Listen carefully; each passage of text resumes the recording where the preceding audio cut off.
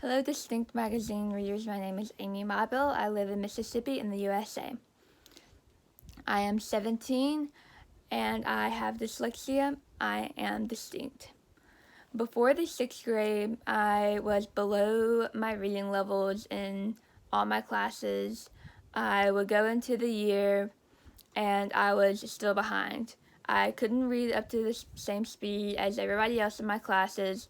It hurt my brain to read. I despised reading. It wasn't until the 6th grade that my teacher just happened to decide to choose The Lightning Thief by Rick Riordan to be our class book for the year or semester. She played the book out loud like an audiobook, and we would follow along on the book. My brain learned how to work better with this because when I would see a new word that I didn't know, my brain was like, oh, okay, let's put this into our mental dictionary. And that's why it worked out so well for me. After that year, I became more addicted to books, not just by that author, which I did finish all the ones by that author. I loved his writing. I did go in to listen to multiple other books, but following along with them, my reading level skyrocketed to where I got to the point where I was above my own class's reading level, like as grade-wise. I also, in my extra time, I'm on the cross-country track, I'm in band, it's like a bigger xylophone, but I also play soccer. For some people that weren't as lucky as me to find audiobooks or listen and read along with them and have your reading level grow and make your struggles a little bit easier, I still do know the struggles. I live every day with them because dyslexia doesn't go away and it still does go with you throughout your life in your day-to-day functions. It's not just in school, but school is a lot harder with dyslexia. Sometimes it's those extracurricular activities which really kind of takes you away from school. I know sometimes when I would have a bad day, I needed to go to my sport. I needed to go to whichever thing I just love to do. I needed to get away from school. That was my place to go to be away from school.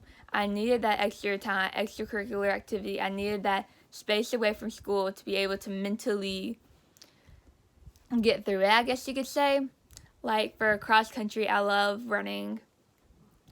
I got to the point to where I loved running so much that if I didn't get to run that day, I wasn't even in a good mood. And if I would have a bad day or I would just get frustrated with my work, I needed to go on a run. For some people, that's how they have to get through school. Other people, they just have to tell themselves, okay, I just gotta get through junior high. I just gotta get through high school because guess what, guys? If you can get through high school, if you can get through school, whichever job you end up doing in life, that's most likely it's going to be fitted to what you can do, not to what your school district or whatever your school tells you need to do. Whatever job you decide to do one day, that job is going to be fitted to what you are doing.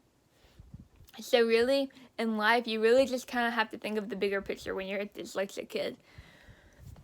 When life just doesn't seem like it's getting any better, because sometimes, I'm gonna be honest, guys, it might not. I mean, dyslexia is an uphill battle, and sometimes there are no breaks. Sometimes you just have to take a breather and keep going.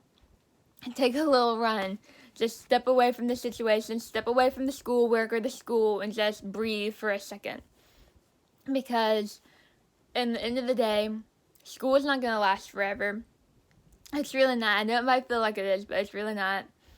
But one day when you actually find that job that you really want to do, and just set your passion on that job, because that job is going to be specifically to your specifications.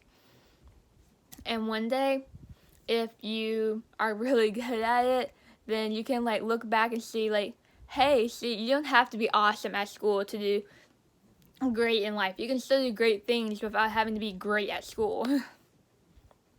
Well, that's pretty much it here. Bye, guys.